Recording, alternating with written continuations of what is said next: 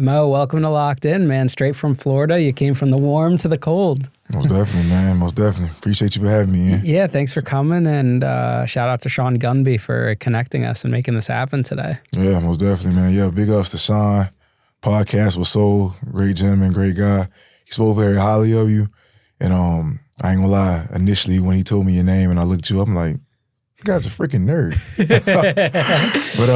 but nah, man, he just he just spoke highly of you, and I'm like, all right, I'd love to be on this platform. And then I did my own homework, and I see the guests you had, some of the stories, how poignant it is, and doing your thing, man. I appreciate you for having me, man. No, It's of a course, blessing. man. You just Hopefully didn't I can realize. add value. Yeah, you just didn't realize I went to prison. Yeah, I didn't know that. Yeah, So until I you won told some me. brownie points up Yeah, here today. bro. It's like, and I can relate to the whole people put you in this category as like a chomo being there for something weird because of the glasses and the exterior. But that's just a confirmation that you can never judge a book by its cover, man. The exterior means nothing. Yeah, I tell people I was a shot caller now. Yeah. I ran the yard, No, I was checking paperwork and all that. Yeah. So did you grow up in Florida? Born and raised, man. Tampa, Florida. Home of the Buccaneers. Go Bucks, man. Yeah, I became a Bucks fan when Tom Brady went there. Oh, yeah? And then Because New England, And then I stopped becoming a Bucks fan when he left. Oh, man. I can honestly say this, man, that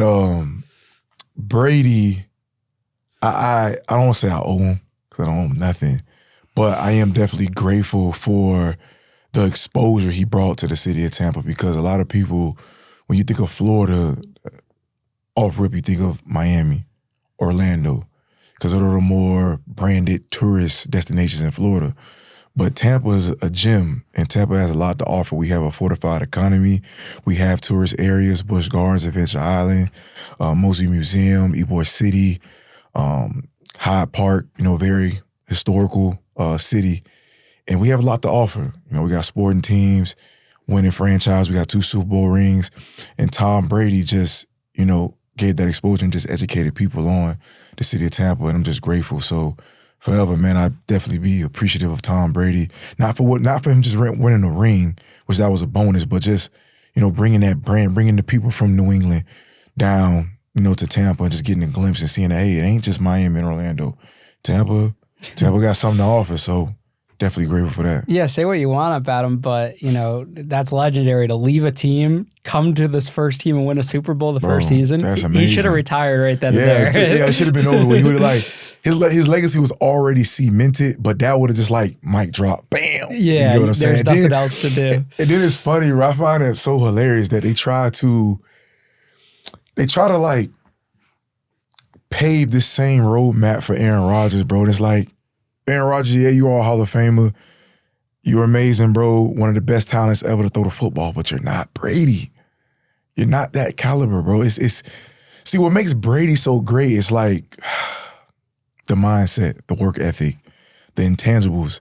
Not the most talented guy. He's definitely not athletic, but the IQ on the field and the mindset, intestinal fortitude, they say. He has that intestinal fortitude that he's like, you know what? I may not be as talented as you, may not be as fast, may not be as strong, but I'm going to outwork you. Because, working hard is boring. Nobody wants to put in the extra effort. Yeah. Nobody wants to do it. It's boring. I want to get to the fun stuff. But when you work diligently, when you can sustain through the boredom, that's what counts. I don't know, do you work out? Are you in the gym? Every day, yeah. All right, so in the gym, it's days I don't feel like working out. But like I tell people, those are the days that count the most, because it's easy to work out when you're motivated, of course. Yeah, you motivated, you feel good because you seen somebody on Instagram, you comparing yourself like, that guy's abs look nice, his chest is bulging out. I want mine like that. All right, so for a day or two, for a week, you're motivated. Yeah, I'm gonna go to the gym, eating all the protein you can eat, and you think Rome was built in a day. No. It takes time. It takes months. People that you see, that you compare yourself with, it took months, years to get to that level. And you think you're going to get in a couple of days. But then when you don't see results as you're anticipating in 2-3 days, it's not working. It's like, bro, you got to have that grit. You gotta work it out, bro. You got to push through even the days you don't want to, even when it's pain. You get what I'm saying? So, yeah, man. But yeah, but Aaron Rodgers, he made a history too because he got hurt the first 30 seconds of the game on a new team. Bro, yeah. That was crazy, bro. It's like, Yeah, man. I just don't. It's like bad luck of the draw, bro. I mean, and it's like now he's leaving it like up in the air, like mystifying. Is he gonna return or not? But me personally, I don't see anybody bringing Aaron Rodgers in. I don't see where it's a good fit for him. Maybe Cleveland because of the defense, Myles Garrett and stuff like that. But I just don't know, bro. I think Father Time unfortunately caught up to him. And who am I? I mean, I'm nobody. I'm not, but I think Father Time caught up to him, and Tom Brady was the exception of the rule. He was the outlier. Everybody's not going to beat Brady. And plus, if we look back in retrospect, Tom Brady never had any like significant injuries. Aaron Rodgers has. So there is a distinguishing factor there. But yeah. Who'd you grow up with? Who were you as raised far as by? my team? No, well, like your family and my siblings. Family? Yeah. I can honestly say no one. I didn't have that consistent male figure in my life that, showed me things and that I can look to and say, hey, I want to be like you. Now, I do have an uncle. He taught me some things, and it was things I liked about my uncle, but I didn't see him enough to where it's like I wanted to be like him. But when he did come around, I definitely wasn't happy. He put me on, certain hip hop type of music and stuff like that, and taught me my colors. But I mean, honestly, the greatest example I have as a role model, prior to going to prison, I want to say my mom, bro. She worked hard. She busted ass.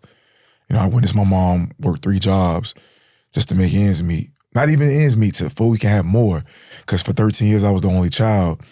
So my mom, she always, said to herself and to me that she doesn't want me to grow up how she grew up. She grew up in the projects in Cincinnati, Ohio, still in a 5.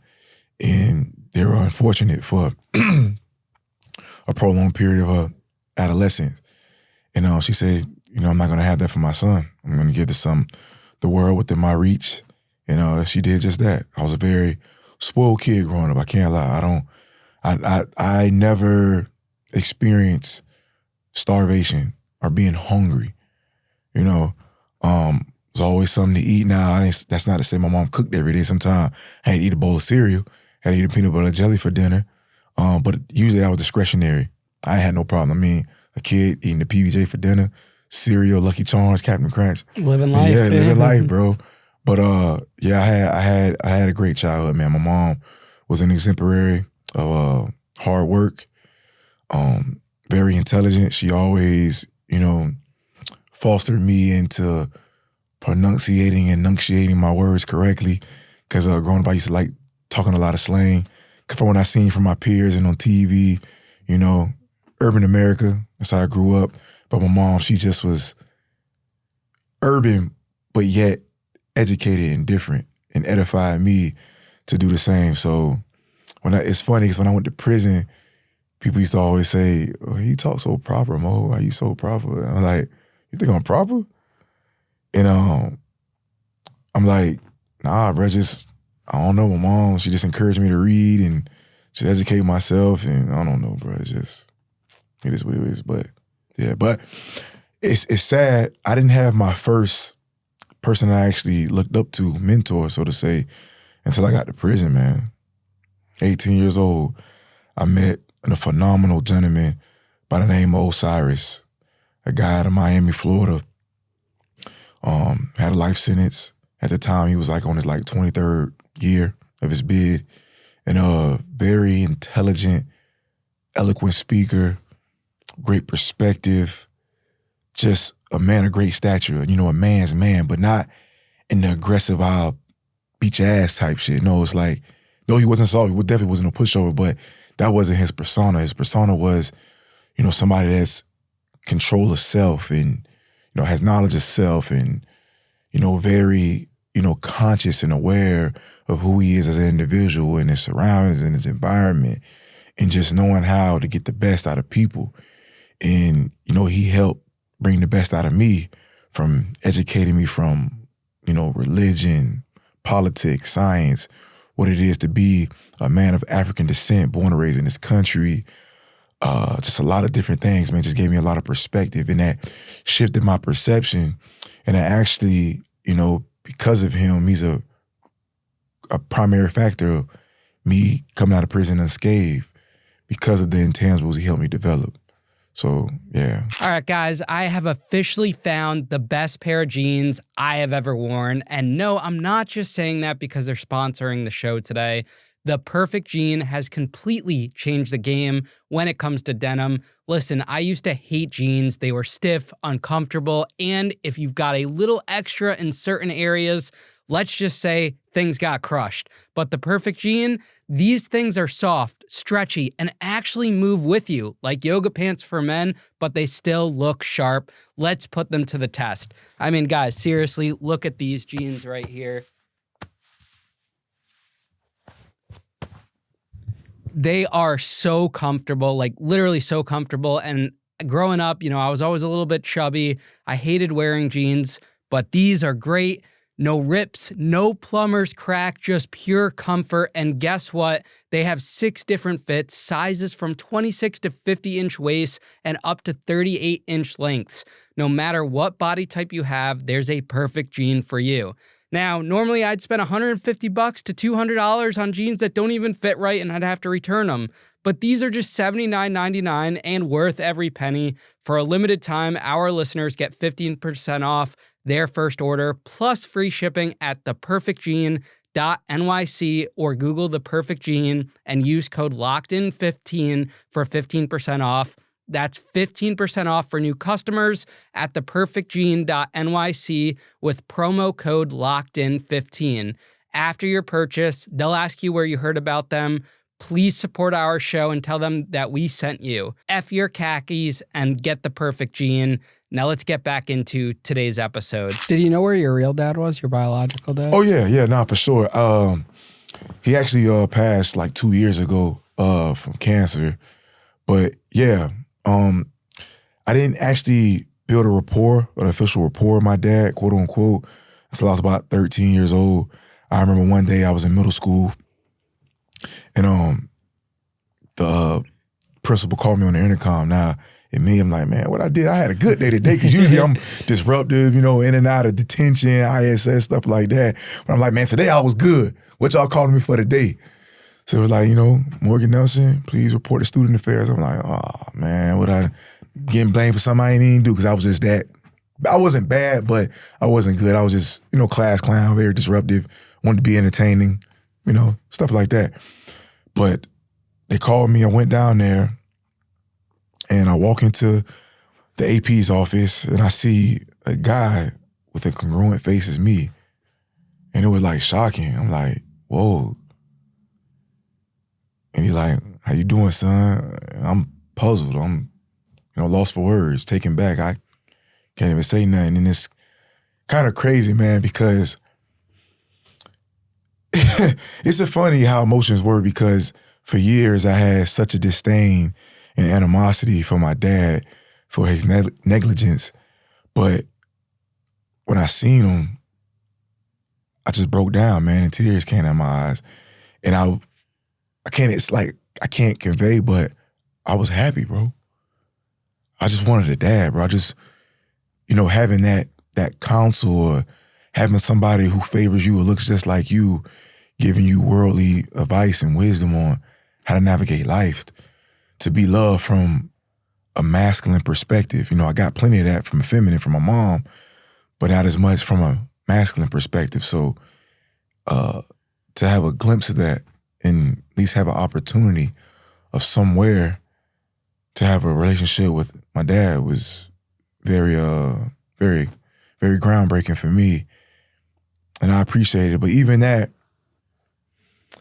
he wasn't what I anticipated, what I really wanted in the day. He was more like my homeboy, my friend. And I accepted it, and it was cool. I mean, at least I got to build a rapport with my dad. Some people never got to met the dad, so definitely grateful for that opportunity. But yeah, I mean, it is what it is. Before you met him, what did your mom tell you about him? My mom said that, it's crazy, man. What I appreciate about my mom, she never really like tried to throw his name in the mud. It was never too many things to say. She just was saying that, my dad was in the military, always busy, was selfish, a narcissist. But when they was not together because they were never together in a relationship. I was a fling baby.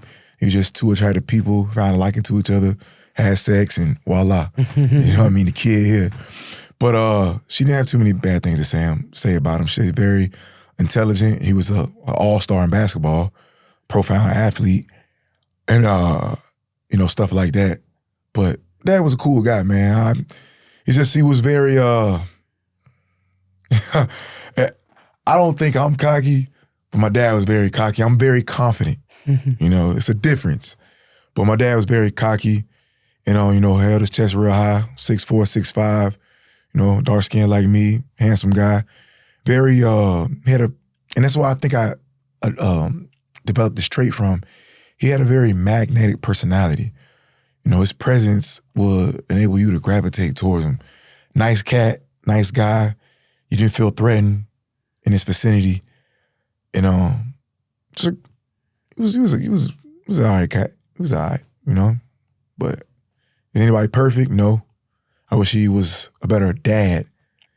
But as an individual, he was a great man. What were your dreams and goals as a kid for when you got older? Well, at one point in time, man, fun fact is that I actually aspired to be a dentist one point in time in my life. I had this thing about teeth. I felt like teeth were very important. Teeth says a lot about the individual. It gives you that look. And,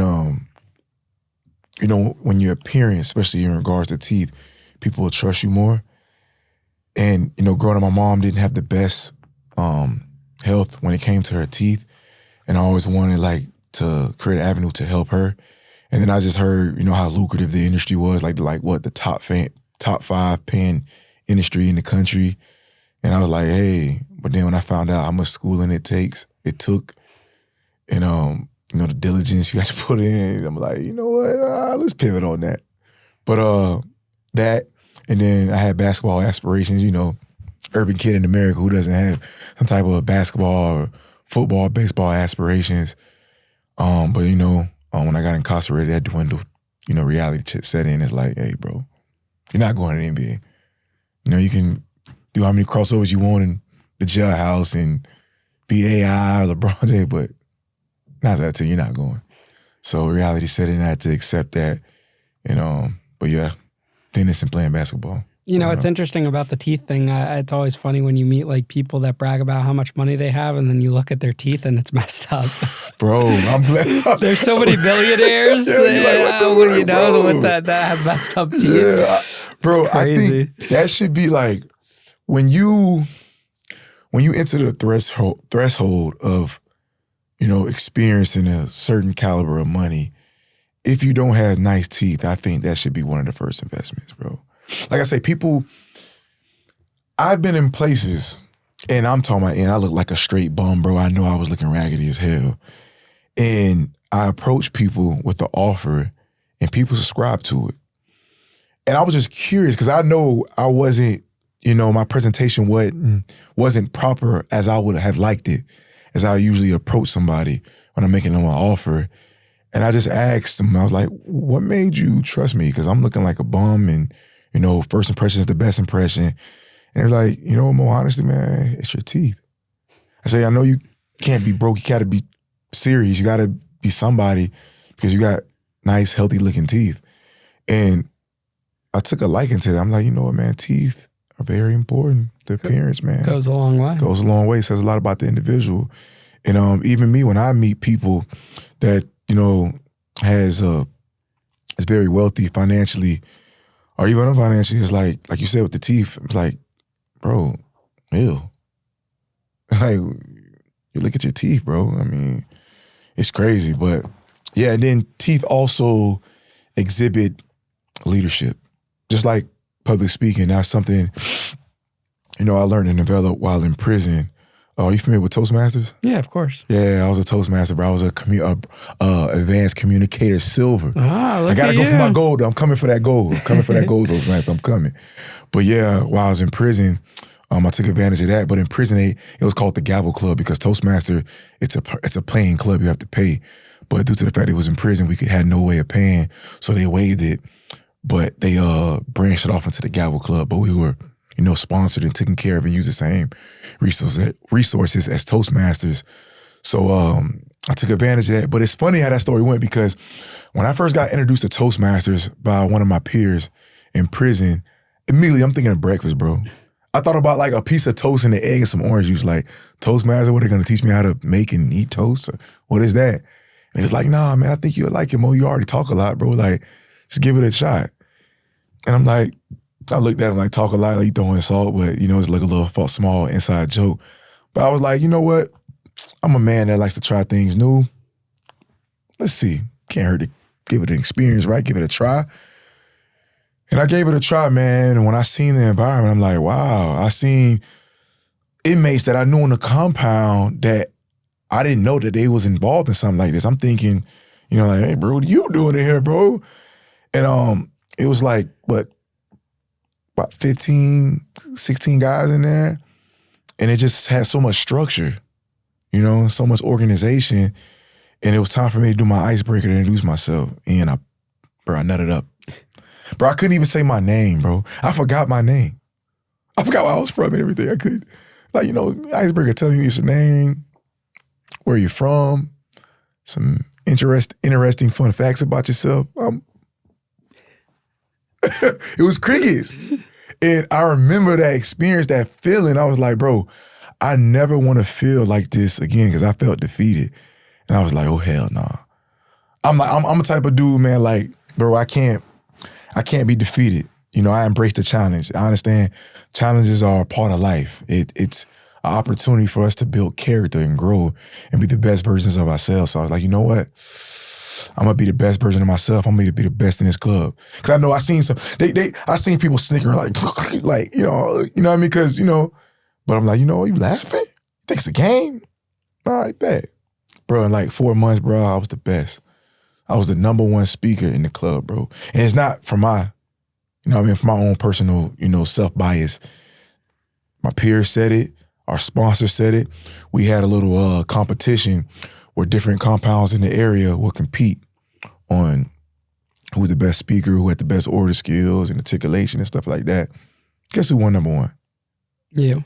Yeah, boy. You know what I'm saying? So that just gave me confirmation that, like, you know what? I have a gift with speaking. And like I said, I already talked a lot, and like I explained and like I alluded to with my dad, having that magnetic personality, I feel like it worked hand in hand. It correlated, complemented each other. And I love it, bro. I love the art of speaking. It's like for me, being an entertainer, being a rapper on stage, but not busting lyrics, but, busting perspective and wisdom and instruction, but in like an eloquent, persuasive, wanting to embrace way, because it, comes with, facial expressions, body language, certain posture, confidence, pauses, without fillers, stuff like that. All that, compiles into the art of public speaking. And this is what I learned in Toastmasters. And big ups anybody, if you want to polish your skills as a orator, public speaker, or leader, man, I definitely advise you to get into Toastmasters, man. It works. It's proven.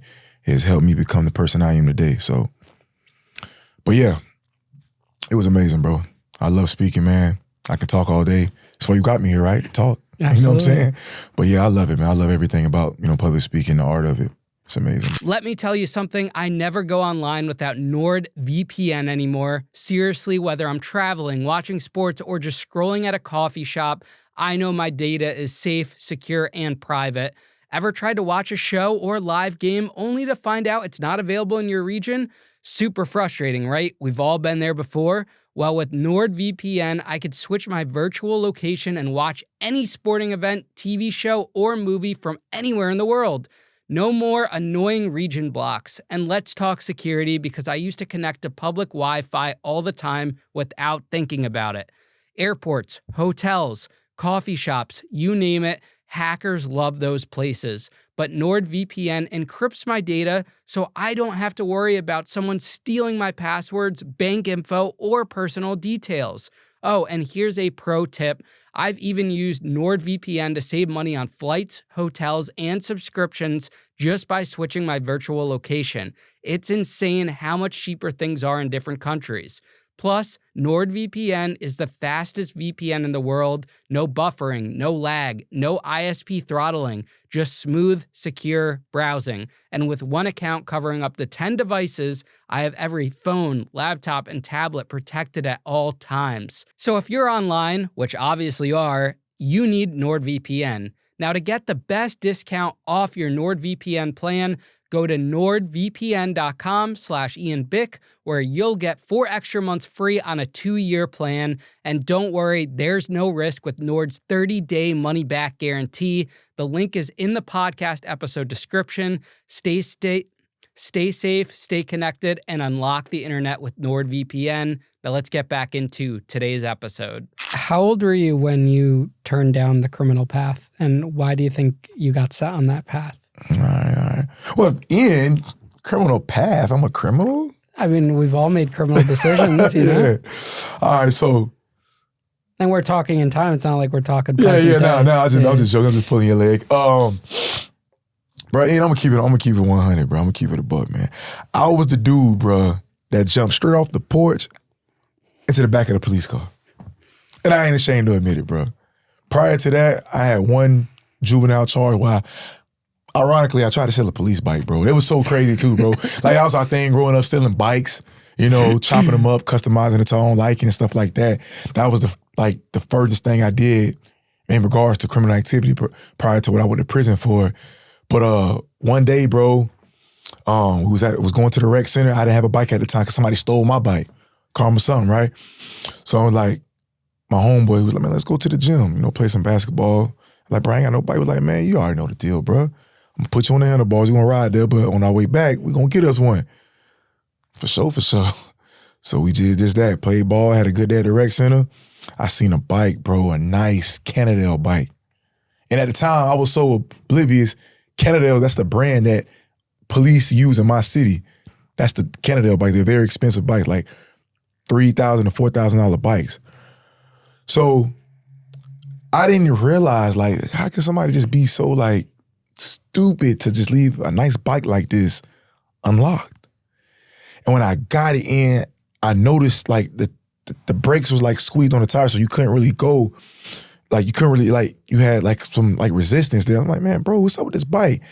And I hop on it, bro, and I never forget, bro, Chevy Lumina. Pulled up, tinted up, jumped out, bro. This scrawny white guy, bro, but had big balls. You know, vest up, badge. He gets me, bro. He puts me, slam me on the freaking hood. The hood's burning my neck. I'm like, bro, this car's hot. Shut up, I don't care.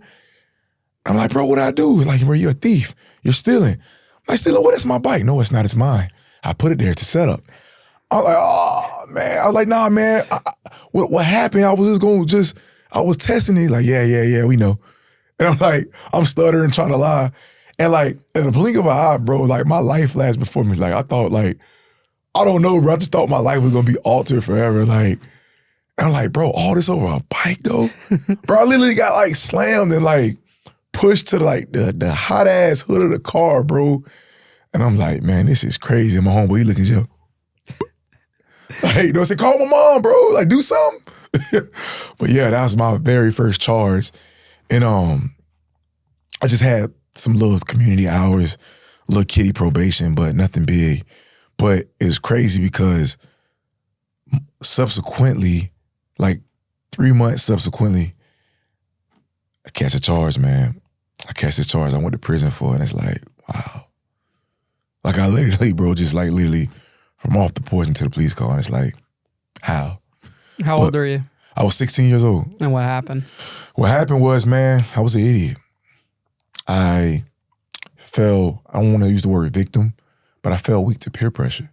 I didn't have the fortitude and the balls to say no.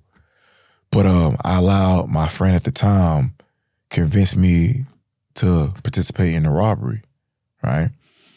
And this friend, give you a little backstory about him, I kind of looked up to him a little bit because he was a year older than me, and he just had what we call motion. What we call motion today, he had motion. He had way more money than me. We was like equivalent on the dress tip, but he just had a little more. Always had J's, had the jewelry, swagged up dude. And girls gravitated towards him. And I just liked the clout he had, because when we go to school, he was able to buy the girls boxes of pizza, and I whipped them flat. I watched him like pull out like $3,000 in high school. To high school, $3,000, that's a lot of money, bro. I mean, the most money I seen at that time was no more than $300. And I got that saving up working at Busch Gardens. You know what I mean? So, I asked him like, yo, bro, what's up, bro? How you getting all this money? Like, bro, you know what I do? I boom my reefer. He was selling reefer, marijuana, and, committing robberies. And he said, bro, you should tag along with me, bro. I'll show you the ropes. I'll show you how I get down and, elevate you a little bit. So initially, I'm like, man, nah, that ain't for me. That ain't my swag, bro. I'm more of a get the girl, school guy, class clown, cooling, But, after being around them, and that's why, it's cliche, man. I know everybody says it, but it's very paramount and very true. Birds of a feather flock together, man. You are the sum of five. You are the sum of five. You are the sum of the five people you hang around. If you hang around 5 robbers, guess what? You're going to be the 6th robber. If you hang around 5 entrepreneurs, guess what? You're going to be the 6th entrepreneur. Hang around 5 nerds, guess what? Even if you a street cat, eventually you're going to transition to a nerd. So by being around them, and for a prolonged period of time, after saying no, I just gave in. The Florida State Fair was coming around. It's like, man, I just want more. J's was coming out, wanted more clothes. Because like I said, my mom definitely spoiled me, but sometimes it was like my mom didn't have it at that time to get what I wanted. And I seen him and other people in the school always like bragging about how, well, my mama don't buy my clothes, bro, I buy my own. And it used to make me feel like small, like less than, because my mom bought me clothes. But isn't that what's supposed to happen? I'm 16, I'm an adolescent, I still live under the roof of my mom. But everybody wasn't as fortunate as me, so they had to go through desperate measures to get, material gains. And as a man, I understand that now. But yeah, with my co-defendant, he that's what it was. And eventually I just gave in due to the circumstance. And, we went to pull a robbery. Me and 3 others that I hung around, that we were all close. And that night, Ian, man, was something that I'll never forget, man. It was just so daunting. It gives me the chills even just going down memory lane, but this is what we're here for. We locked in, and we want to give the people perspective on reality of decision-making and, the rawness of life, and how one decision can alter your life forever. And that was the case with me. So we went on to, you familiar with USF, University of South Florida? Yeah. Yeah, prominent college in Tampa. We went on the campus. Now you like, why in the fuck would you go? I mean, that's how stupid we were. Like, kids, naive. Why would you go on a college campus with a community that has nothing? College kids are fucking broke as shit. Like, what are we doing going to college campus? But blind leading the blind. Naive, dumb, young, idiots. So we go on to college campus, we pull in immediately, we see a lady. Codefendant say like, boy, let's go. Let's do her. And I don't know why, it's like, a robbery's still a robbery, but I just had this like soft spot, like, man, nah, let the lady go. Not let the lady, somebody else. He's like, all right. So we, circled, scoped out the scene, and eventually we got out. Got out the car, and it was cold. It's actually February. It was February 8th, to be exact. Freezing. You won't think because it's Tampa, it's Florida, but Tampa does get cold. So it was like 40 degrees, bro. Freezing cold. We got out the car, warming my hands up, stuff like that. And we're walking for about 5 minutes across the campus. We see a guy. The guy walks past us, And what's so chilling is that the guy even spoke to us. I remember his voice. He said, good evening, gentlemen. He said, it's pretty cold out here, huh? He's like, hey, feel like I want to jump in the microwave. And I'm like, yeah, he definitely feel you on that. And we walked past him. Codefendant gave me the nudge. I'm like, yeah. Guy just spoke to you. He's pretty nice, man. Like, all right. So, and for a long time, I had to forgive myself because I felt like had I not done what I did, I probably wouldn't gave him the momentum to do what he did. But I sucked it up and I was like, okay. So I ran behind him and I hit him in the back of the neck. And I remember his glasses falling. You know, I remember that noise. And he's like, oh, what the? And it's so sad, bro. It's like kind of emotional, man, because I don't know if you ever did it, man, but you ever committed some type of betrayal to somebody in? Like, and be honest, bro. Like, yeah, I would say so. I think we all go through that. All go through that. And it's like, even though I didn't know this guy from a can of paint, the way he looked at me was like a sign of betrayal. Like, we just gave a great greet and you just hit me for no reason. And I'm like, wow. And I was just stuck. But by the time it all happened so fast, you know, my co-defendant pulls out a gun. And he says, you got to count to 3 to give it up. You know what time it is. And for those who don't know, you got to count to 3 to show us anything of value. Or he was going to shoot him. And the guy has his hands out. And he say, well, gentlemen, you're just going to have to shoot me. I have nothing. I don't got nothing. And my co-defendant, he counted to 1, 2, and a 3 was a bang. Shot him. Cold right there on the concrete. I got so stuck, so nervous, forgot where I was at, what we were doing, that I screamed my co-defendant name out. I'm like, what the fuck? And I remember this guy crying in agony, being shot with a WCC hollow tip bullet. An innocent man gets killed on his way home because he had nothing. And that right there, bro, did something to me. Messed me up, bro. I don't even really get that deep into the story like that. First podcast I really got this deep into because it gets real emotional. It took a long time for me to forgive myself for being involved in something like that. But we ran. I was like, bro, felt like Forrest Gump. I was running, trying to find that car. And we got in the car, me and my other co-defendant, and we're telling the driver, like, bro, go, leave. Like, so-and-so was crazy. Motherfucker nuts. Man just shot somebody for no reason. He's like, nah, man, we can't leave. That's our dog, man. Fuck all that. Then you just hit me. This man just shot somebody cold blood for no reason, bro. So eventually he stayed, he waited. My co-defendant gets in. I see him tucking the gun in his waist. And I'm like, motherfucker. I'm like, bro, what the fuck? Like, we back and forth. Like, I'm ready to grid. That means fighting. Sorry for my slang, but I mean, I'm ready to fight. I'm really ready to do it to you, bro. But I had to come to my senses. This man got a gun on him. This man just shot somebody. Yeah, we homies, but in the heat of argument, bro, emotions are flared up. I could take a bullet too. So I humbled myself. But I was just mad, bro. I was infuriated. Cause I don't know if this guy's gonna make it or not. And I told him, I say, bro, what if this guy's dead? Hey, bro, that's just part of the game, bro. It is what it is. He be all right. What? And it's like, bro, I wasn't the most mature person, but I did grow up with some type of dignity, to bro. Like, I wasn't an insensitive person. Like, come on, bro, innocent person loses his life for nothing? Like, how insensitive can you be, bro?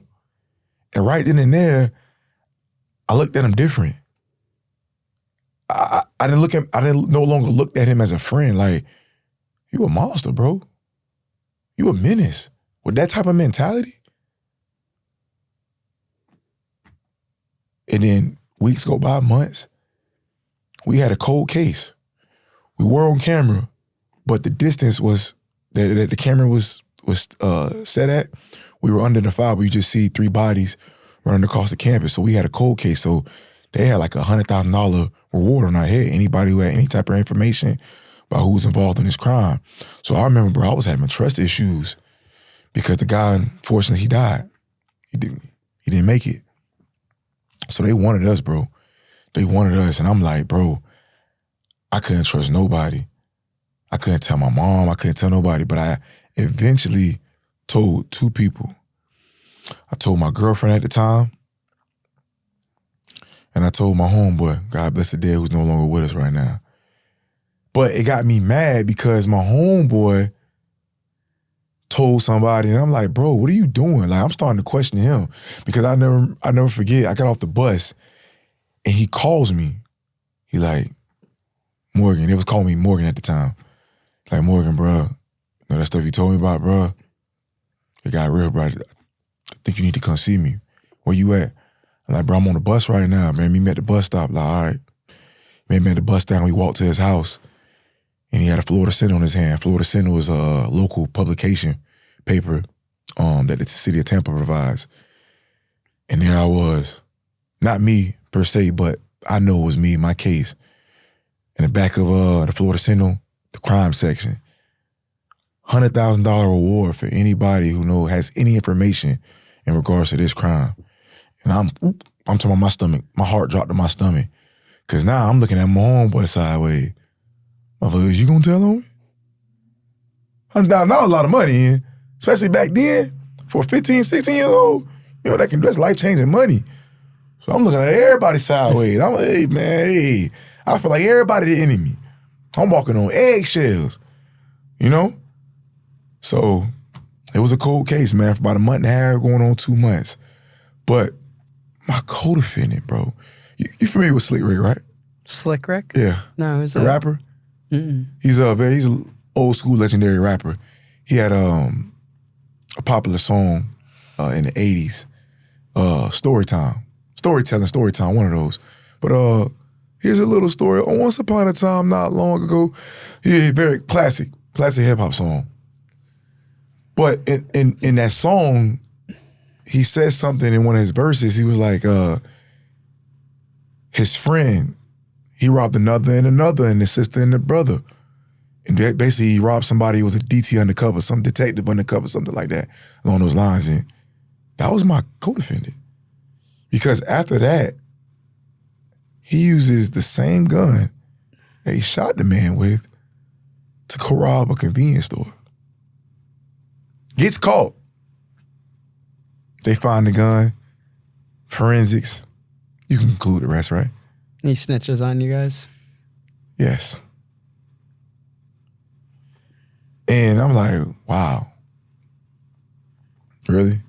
And not only that, they had the license plate number of the driver. So they got the driver, they got him, they round us all up. But it's so crazy, bro, because that day it did something to me that at that point I had the intestinal fortitude to say no.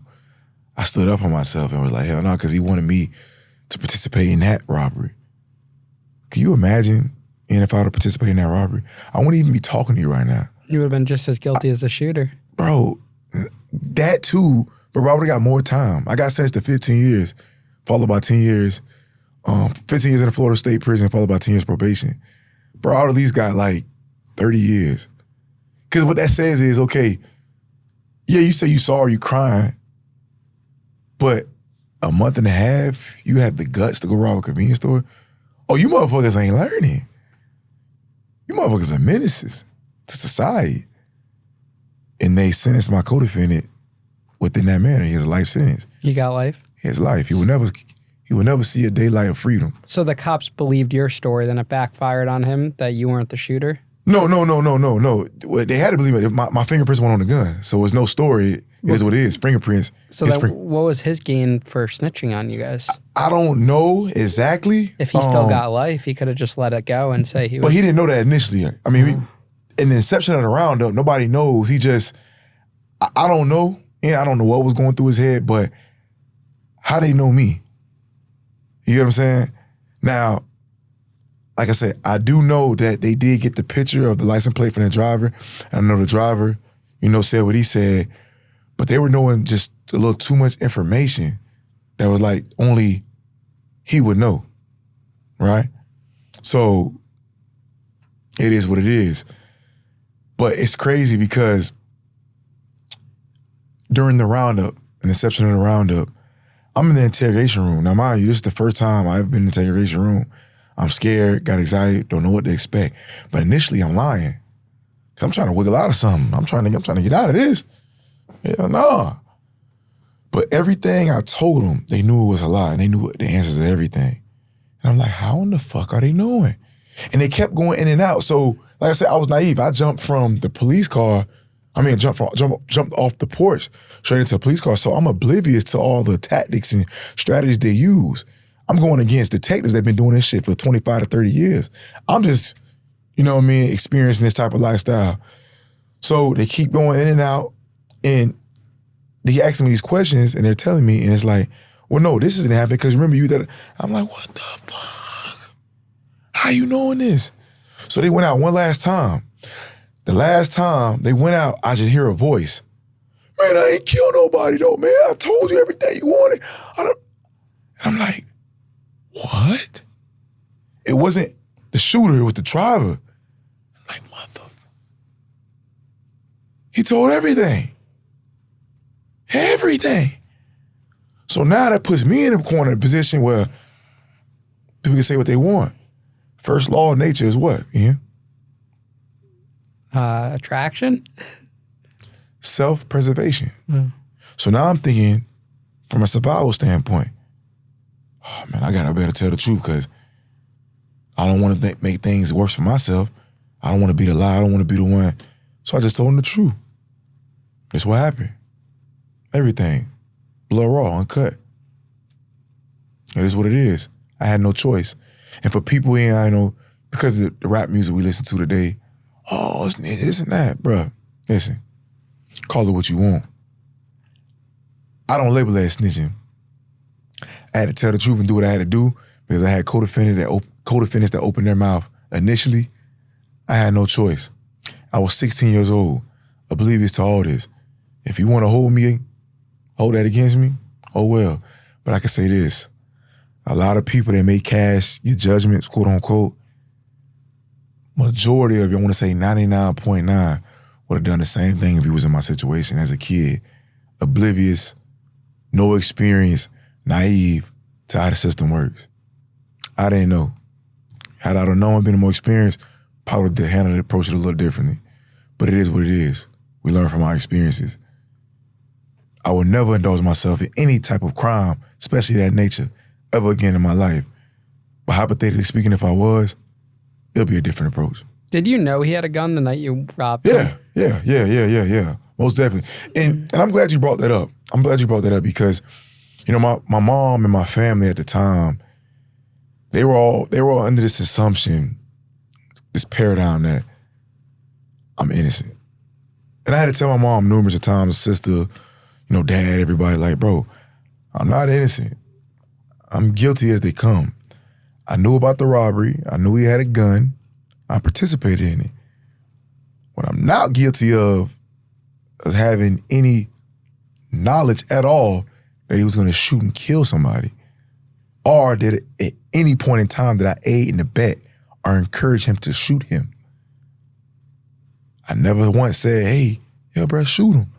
Forget that motherfucker. Let's get out of here, shoot him. He lying. Never. I sat there quiet, hoping that I could at least hit him. What, maybe bruise his jaw a little bit. He fall, we just run. At least the man got his life, right? I had no knowledge and had no inclination of something of that nature to that degree happening to an innocent man, bro. It's not me. It's not how I was raised. Do you think that man still would have died if you decided not to go do that robbery that night? You as an individual said, I'm not going. You do what you want to do. Do you think it's the same outcome? Ian, it's hard to say, man. It's hard to say because nobody knows. We could do hypotheticals all day, but I did say this, like I said in the beginning, me hitting the guy gave my co-defendant confidence, built momentum, because a lot of us, we move off momentum. So when he seen me commit the action, it's like, now you can't freeze up. You got to hold up your end of the bargain because you got us out here. And you said you was the expert in this area. And I just popped it off. What are you going to do? So I don't know him being so young, 17, trying to have this proven mentality that I'm going to show my dogs that I'm about that life, that I'm a gangster, that I'll pop somebody if I got to. He did that. And you didn't have to. But I understand, you know, as an adolescent, we have a infantile brain. We have a childlike mindset. We don't really assess the consequences of our actions. And, you know, because of that, sometimes we make piss poor decisions, very drastic decisions that can cost us dearly. And unfortunately, that's the case with my co-defendant. You never get a second chance in life. It is what it is. And a lot of people may feel like, oh, he was a kid, he didn't know, et cetera, et cetera. But if that was your family member, would you have that same outlook? You should ask yourself that. So it's not my place to judge. I worry about myself. I had my own dilemma, my own crossroads I had to deal with regarding that matter. Like I say, it took a while for me to forgive myself. And I remember being incarcerated, like crying late night, waking up with cold sweats, because I'm like, I just seen a man get shot and die. I don't know if you ever experienced that, but seeing somebody get shot and die, bro, innocently, it's a whole nother ball game hearing somebody cry in agony, man, over a bullet. And, you know, those sound effects, those words, still to this day, play in my mind. As an older guy, somebody who forgiven myself, I cope with it and how to deal with it. But at the time, as an adolescent, you know, finding myself, it was hard. And nobody knew. I cried, man, for like 6 months straight. Almost 6 months to like a year. I cried almost every night. Having nightmares about that shit. Seeing his face, hearing the sound, the glasses falling, all of that, bro. It was real. Did you feel like 15 years was a fair sentence for your participation in this? It's funny, man. You ask some great questions, bro. Yes and no. Because at the time, I felt like 10 years would have been enough for me. I think 10 years was a fair sentence due to the fact I didn't pull the trigger. You guys know, forensics confirmed that I didn't. I never aided in a bet. First time really getting in trouble. Throughout the whole duration of the judicial process, I show remorse and condolence. And it's on record. The victim fiance stated that on record, told the judge to please take that in consideration. Mr. Nelson has been very remorseful, understanding, and, you know, sorry for his participation. Take that in consideration. And I just felt like 15 years was a little steep. 10 would have been the best. Because in Florida, you do 85% of your time, so I probably did like 8 years and 9 months. I felt like that was more than enough. But unfortunately, that wasn't the hand that was dealt. What was dealt was 15 years. I didn't have a life sentence. I had a second chance at life, even though I didn't understand it. And what gave my big motivation is I remember, man, the judge hitting that gavel. Sentenced me to 15 years in the Florida State Prison, bro. 1 year less than what I lived on the street as a free person. And he smirked, bro. It ticked me off, bro. This was like one of the primary factors why I went to prison in Trailblaze, because he said, Mr. Nelson, be grateful you got a second chance. I'm like, second chance? Bro, you just sentenced me all this time. A decade plus second chance? No second chance. I'm gonna be in my 30s when I get out. But you know, at 16, looking at that, for 30s, you're like, that's a long ass time. And think about it, when you were 16, you're 29 now. Look at the time, look at the dash. Somebody will say, hey man, just think about what you're gonna be doing at 29, at the age of 60. You're like, can't think that fucking far, bro. What the fuck? You serious? A lot's happened in me. Yeah, you know what I'm saying? So that's what the case was with me. And I'm like, are you smirking? And I may took it the wrong way. He may not have meant that, because now looking at it, he was kind of right, because when I went to prison and I seen people have lesser charges than me, because I got a second degree murder, accessory in principle, and attempt on robbery, for the record. But I seen people with less charges than me. You know, a few robberies, carjackings, home invasions with life sentences. And nobody died in their case. Somebody died in my case, bro.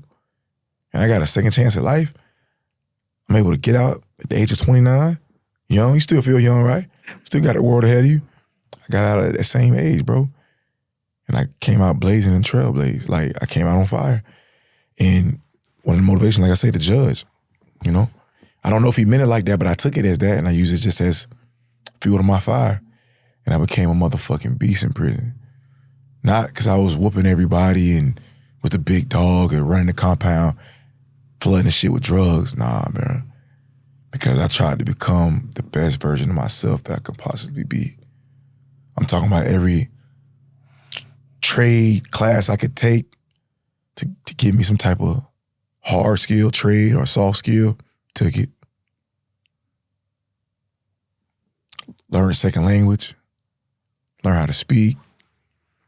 Learned a lot about myself. Became a man. You know, identified, cultivated healthy habits that I use while incarcerated to help me not cope, but to give me structure and safe. Because in prison, man, prison is an environment. It's very sensitive. It thrives off emotion, whether anybody want to believe it or not, because people are very sensitive. They take respect, like, very seriously. And people will feel like they're being respected from the most minute things. So knowing this, I had to carry myself in a certain manner, because I was 18 years old when I went to prison. I got locked up at 16. I did 2 years in the county. But when I actually went to prison, it was at the age of 18. Now, mind you, they put me on the Bluebird, sent me to Mayo CI. When I heard of Mayo CI, I thought of mayonnaise for some reason. I never heard of a day in my life. Straight in the boondocks, redneck town. And I'm like, what the hell? Where the hell am I at? I get off the bus, looking around me. I'm like, what the hell did I get myself into?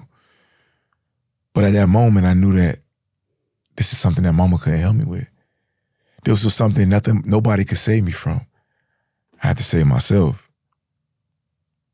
And that's the whole key to life, Ian, is that it's not about what happens to you, because life happens to everybody. Challenges, difficulties, problems happen to every living human being and organism on the planet Earth.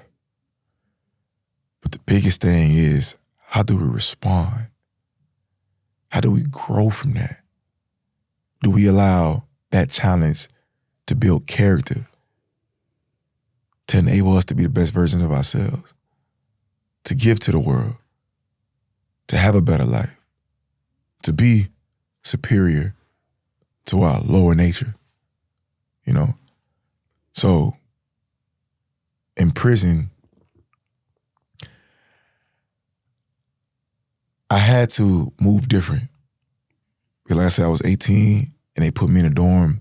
75% of the dormitory, bro, had life sentence. I was classified as a short timer on a fresh 15-year prison sentence. In. Can you imagine? You've been in prison, right? You had 3 years. That was enough for you. Can you imagine having 15 years? No. Heart would have dropped, right? Yeah. So imagine catching 15 years and somebody telling you, talking to you like you a short timer. Man, you a short timer, man. You'd be out in no time. Motherfucker, what? Yeah, a decade plus. You know? But that's how real it was. You know? And because I was in a dormitory full of lifers, they had a culture in there, bro. Don't disturb the peace. And I remember guys looking at me in my eyes, telling me in so many words, young blood, don't mess up the peace, man. We got stuff going on in here. They don't bother us. They don't shake us down as much. Don't come in here drawing attention, or else it's going to be ramifications. And I knew what that was. Life could potentially get taken. Somebody going to put that iron in your ass. And don't give a damn how hard where you come from, what city, hard, man, you think you fighting. how tough you think you are, can't beat a community of people, especially when they're in unison and they're willing to enforce the culture. You're going to fall in line. And that's what I did. I fell in line. And from that point forward, I matured as an 18-year-old. I wasn't the average 18-year-old. I was beyond my years because I was forced to be in an environment that forced me to grow up faster than what's the norm at that particular age. And I knew I was advanced because I used to see people, young cats, 20, 21, 22 coming in with no awareness at all. It didn't end up well. I've seen cats get stabbed, blood, guts everywhere, over something that, yes, so minute, but very serious in the same sense because this is the culture. And one thing, for those who don't know, I don't know if you was gonna allow me to introduce myself on what it is that I'm doing, but I'm an emotional intelligence development coach. I help people build and manage their emotions effectively to 10x their performance in business, workplace, and in personal endeavors. And, I developed my emotions while incarcerated because in prison, you gotta have control of your emotions. You gotta be composed at all times because one slip up, one falling weak to an impulse or that urge of the emotion, that instant gratification, whatever it is, it can cause you dearly. And I witnessed people, because of the lack of emotional intelligence, get their life taken. I seen a man die in prison, get stabbed to death. I seen somebody, we got a call, I don't know if you said you were in the feds, call a lock in the sock, where they get a sock and they tie it to a lock and they'll go to town on you, bro. And though that lock is small, with force and the pressure, leave a dent right on your fucking skull. I seen it. You know what I'm saying? I done seen people get old raggedy bedposts. I even seen, bro, I don't know if I done seen people get a knife, shank, that's what we call them. Get an empty coffee bag, take a shit in the coffee bag, bro. Put the shank in there, let it bake and sit in the sun. You know why they're doing that, Ian? Why? For the bacteria. So when they stab you, if they don't kill you, you're going to be fucked up from the bacteria because they're going to put that bacteria in your system. Think about all the germs and infection and bacteria going in you. Somebody put that knife in you. It was just prison, state. I don't can speak from state. I've never been to Fed, but prison was rough. And I went to one of the most treacherous prisons in the state of Florida at that time. And the things I witnessed is like, bro, I'd be damned if I play. I can't be in the dormitory acting childish, speaking all loud, being obnoxious, being insensitive, skipping the phone line. That get your ass beat or killed. Skipping the canteen line. For those who don't know, that's a canteen line is a place where you can get snacks, hygiene, stuff like that.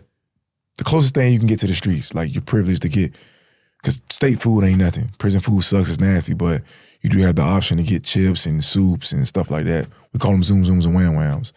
But I've seen so much violence, get birthed from people just being insensitive, thinking that the world revolves around them, that you don't have to respect your peers. They ain't no well for them. I remember, I tell you all the time, bro, dude skip somebody, and the guy was kind of big too. One of them young, because you got a nice little fighting game, tattoos, you big, you intimidating, you think you run something. So he skipped the guy, small, tiny guy, humble, quiet, life sentence. Guy was trying to use the phone, wait patiently just like everybody else. He skipped the guy and looked at him like, I beat your ass. You know what time it is? My phone. I need to make a call. It's important. So the guy say, you sure you want to do that, man? Like, can I just get my call? I just don't want no trouble, man. Man, fuck that. You know what time it is. Fuck you. Okay. Subsequently, get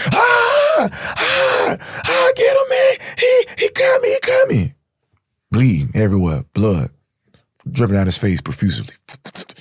On that glass. You already know that on that glass man getting that deputy attention. Help! Medic! God!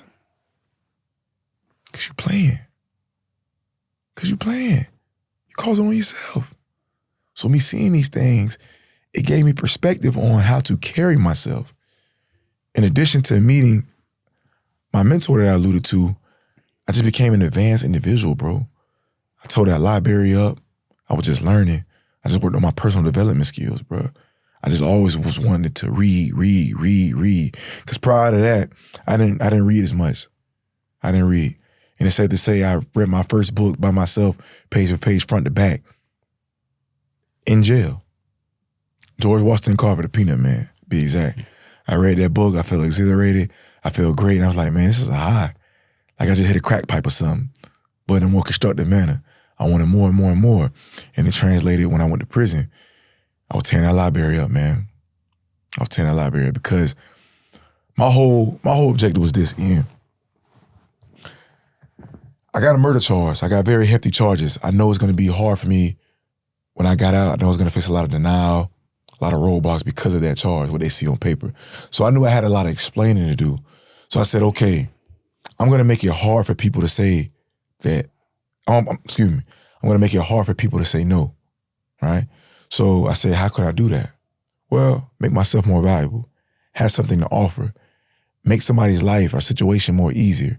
And I did that by edifying myself, learning skills, and having that personality that I was already, inherited, but just, fine-tuning it, really know how to use it to my advantage, utilizing all those components. I got out of prison, bro. So many doors has opened up for me, Ian, that if I had a different mind frame and I didn't develop the intangibles within self, how I developed while incarcerated, I wouldn't have got those opportunities. But I've literally had people tell me that, bro, the reason why I'm taking a chance on you, Mo, because of who you are as an individual. Because anybody else, those charges scare me, bro. Think about it. Might scare you, Ian. You might have a job proposal. What? Murder charges? What? They're gonna pass on that one. But once I had the opportunity to present myself to you and let you know what it is that I have to offer you that can solve a problem for you, people are willing to take a chance. Anytime you're adding value to somebody or something, 9 out of 10, you'll be an exception to that rule. What would have happened if you stayed at the crime scene right after he shot him? Would it have been a different outcome? Could you have saved his life? Could you have gotten less, blame because you stayed on scene and you called for help? What, you trying to make me cry, Ian? Nah. The audience wants to know. Yeah, man. Great question. Detective did, he mentioned that. He said, Morgan, not Mo. He said, Mr. Nelson, it'd been a little different if you would have had stayed at the scene of the crime, at least tried to help the individual. And I wasn't trying to be no smart ass, but I had to put things in perspective to the detective. I said, listen, I just witnessed a man shoot a man senselessly for no reason because he didn't have any goods to give him. If I would have stayed after this man just shot this person, 9 out of 10, what you think my codefendant would have did to me? Because I got to tell. I'm going to tell. I have to. That's the only way I'm coming out unscathed. I have to tell the truth. Who did it? What happened? Oh, I don't know. I don't know, man. I walked over here and just, well, motherfucker, you did it. It's on you. I ain't taking nobody for nobody. The man ain't died. The man ain't died from my hands. He died in his hands. So I had to tell him the truth. And my co-defendant knew that. So to increase his chance of getting away, you don't think he would have shot and killed me? There's one less person that got to talk. And I illustrated this to the detective, and he didn't want to admit, but I know he felt me because I know I made perfect sense. What would you have done? Not you, per se, that's a rhetorical question, but that's why I was basically put in the mirror on the detective, like, come on, man, you serious? I think everyone would want to say they would have stayed, but it is hard to Bro, it's hard. judge in that moment. It's hard what to judge in that you've moment. Especially Ian. Remember, I'm a kid. I'm not 35-year-old Mo sitting before you today with perspective and reasoning. I was a child, bro, with an undeveloped concept. And I think a child that would have had the courage to stay would never have put himself in that position to begin with. Exactly. So you see the difference.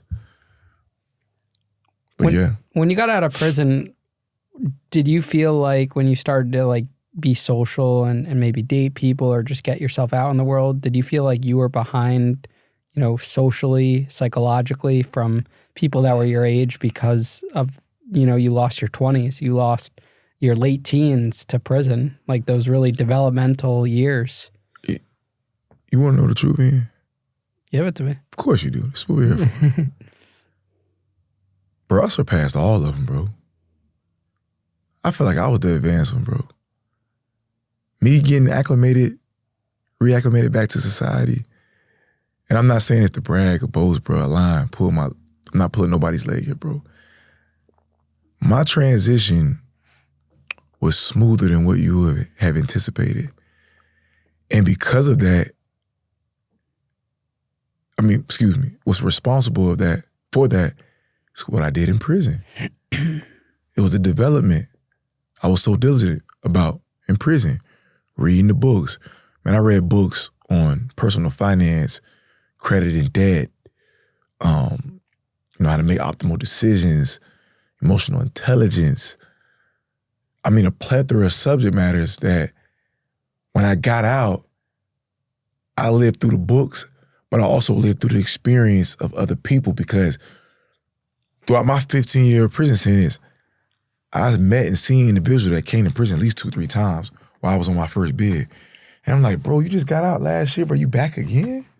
See, in the state, I don't know about the feds, but in the state, they have a letter that identifies how many times you've been in prison. So 0 is first. I had a 0. A is 2, 3 is B. You get the gist, right? So I seen people in there with, bro, G letters. I'm like, holy shit, you got a G letter, bro? What is 11 times? What is that? You ain't learned yet, bro.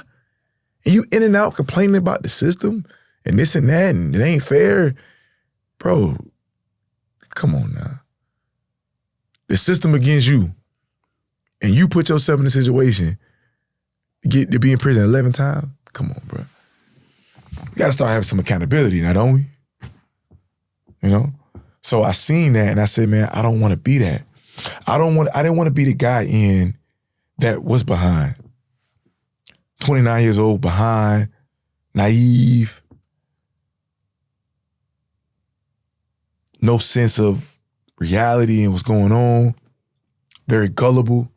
Nah, I wanted to be an individual when I approach you and I talk to you, you'll be appalled when I tell you I've been in prison. And that happens all the time. I tell somebody I've been in prison, oh, you? No, Mo, seriously, you? Yeah. No, seriously, really pretty. Yes, bro. I was in them blues. My DC number was T59894. Look it up. I'm in the system. No point am I glorifying. But to tell you the truth, I was really in the trenches. But it was the intangibles, man, I developed while incarcerated that allowed me to survive the trenches and to construct a way to get out here and do some of the things that I'm doing now and to be able to help individuals, prevail against their own adversity, How do you plan to make amends with the victim's family? Well, one point in time, man, I still might do it. It's never too late. But one point in time, I did plan on getting out and being escorted by a policeman, for my own protection, just in case it goes left. And she said I threatened her, try to do this. You got to protect yourself. I want to get escorted by police. Sorry. And just see the victim's fiance and just let her know that first and foremost, it's nothing I can do to bring your late fiance back. But what I do want you to know is that I'm terribly, terribly apologetic for my participation in the demise of your fiance. And I appreciate you recognizing my remorse throughout the whole process, because I was, and it was genuine and authentic. Got no reason to lie, man. That wasn't me, bro. Not a robber. Not a street dude. Just a regular urban kid in America, bro, that just got influenced by his peers. And it happens to so many of us today. And if there's something you going through, if you need help, DM me. DM me, man. Let's talk. Let's build. Because my objective is I want to help people, not just kids, but any young adult or adult that's encountering some type of crossroads where they feel like they're about to succumb to peer pressure, going through identity crisis, and not having the fortitude to say no or stick up for themselves. Let's talk. Let me see if I can help you. You know what I'm saying? So, yeah. Now, you were given the second chance. How do you plan on using it to make sure people don't go down the same path you did? Because it's one thing to say to people to reach out to you if they need it, but we all know most people don't reach out, especially as a kid. You weren't reaching out to people. Right. So how do you prevent that?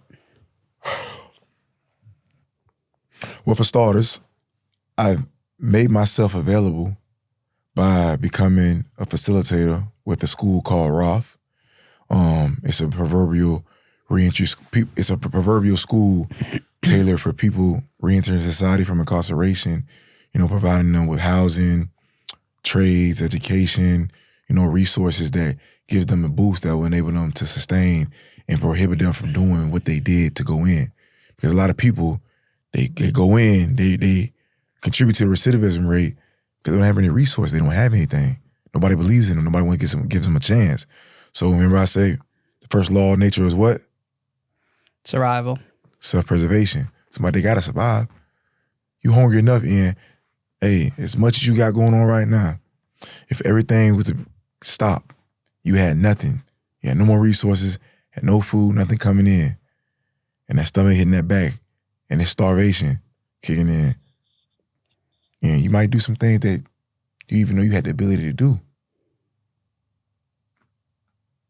You might think you couldn't challenge me in a physical battle. Not saying you can, but just assuming. But you hungry enough, you'll come take my chain. If you that hungry, that's for measure. So we have to apply that same reality into real people, right? So how I make myself available to prevent that, I became a facilitator where I teach my emotional intelligence development course through Roth. You know, educating the people the importance and the power of emotions. Because if we look at it, think about it, Ian. I don't know what you went to prison for, but 9 out of 10, if we go down to the root, the lack of emotional intelligence and succumbing to that impulse, gratification, that urge led you to prison. Mismanaging your emotions, whether it was anger, whether it was too much excitement, depression, etc. Somehow, some way, you going to prison was predicated on emotions. That's why it's important for us as men and women to understand our own emotions while simultaneously understanding emotions in others, so we'll know how to communicate and approach one another and to deal with the situation at hand. Because in today's time, you see a lot of road rage incidents, transpiring. Mismanaging emotions, not being able to compose your emotions. I seen one time on Instagram a video, road rage incident. Guy gets out the car, he's mad, whatever the case may be, I don't know right or wrong, couldn't really tell who was right or wrong. I just see two people arguing, bickering at one another. I just see the guy that in the back gets out of the car and gets in the window, puts his face all in the window, the guy in the front window. A couple seconds later, bam, body drop, headshot. Now you're dead because of the lack of emotional intelligence. You having not the know-how and the strength and the skill to utilize your emotions effectively, to be a benefit to you as opposed to a detriment. You get what I'm saying? Mm-hmm. And like I say, I prevent that, me facilitating, but providing coaching. Anybody need a one-on-one coaching that's having trouble developing their emotions, feeling stagnant, need motivation, like an empathy, these intangibles that you need in order to strive and thrive in life in your respective fields, contact me. We can work on that. We can help you. Me and the team, we'll get you together, and help you become that elite individual that we all have the potential to be. You know what I'm saying?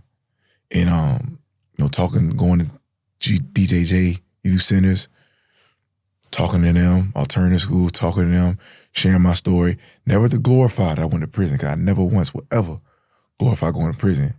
I would never encourage somebody to go to prison, Ian. But I will say this, because no matter how hard we try and what resources we provide, motherfuckers still gonna go to prison. It's just nature. It's just the law of the land. It's the dynamics of life. However, if I can prohibit a significant portion or just a fraction, I'm doing my job. And for the ones that do slip on a banana peel and go to prison, I want to show you that there is still hope. Do not allow prison to consume you. Osiris, my mentor that I alluded to, he always told me, man, don't get consumed by the fire, but purified by the fire. And what that meant was the fire, the environment was my fire, right?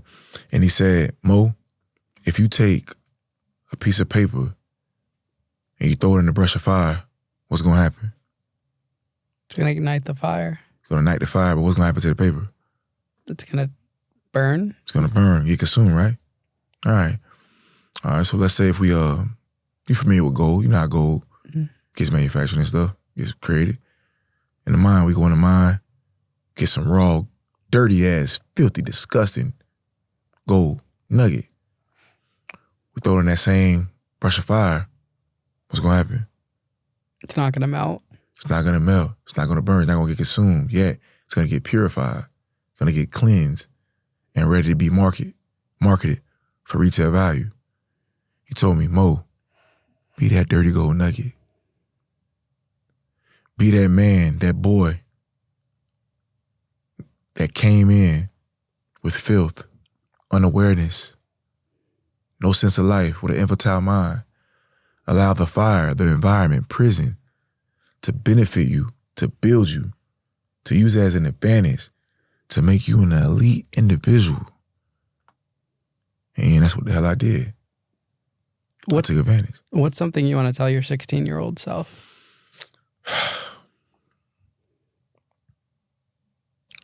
Really foreshadow the consequences of your actions.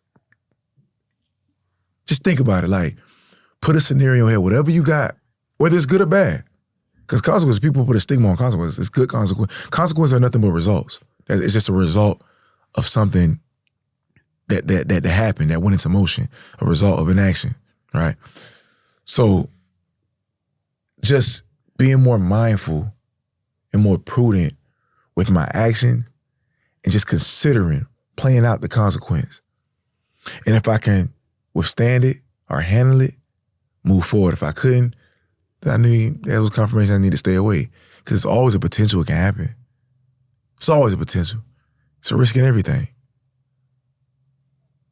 Mo, I appreciate you coming on the show today, man. Man, listen, I appreciate you for having me, man. You did an incredible job speaking and sharing your story. Thank you, man. And I hope my story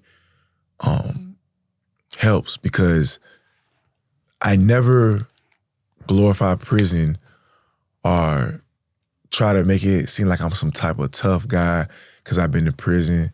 That's not the case with me, because everybody that go to prison ain't tough. And just because you come out of prison, don't make you tough, man. But what distinguishes me from the average getting out of prison is that the same intangibles I nurtured and developed in there that gave me success in there, I applied out here in the free world that enabled me to have certain doors open to me for me to have a 6-figure earning business to be the stature of a man that I am today is because I applied what I developed in there out here. And if you're somebody, anybody, that is in some type of stagnation, going through some hardships, not knowing how to prevail against your adversity, because prison may not be adversity. And you don't have to necessarily go to prison to face some adversity or be in that fire. Adversity and fire comes in many different shapes and forms for all of us. But if you need help with prevailing against that, DM me. I answer my DMs. Follow me at real_Mo Nelson Speaks, man. DM me the word prevail. And let's chat and see how I can help you, prevail against that adversity that you're currently faced with, man. And just show you and teach you some of the things I learned that I apply here, man, that will give you success that I'm currently experiencing. So yeah, prevail against self-sabotage. Pass. It was a pleasure. See you soon.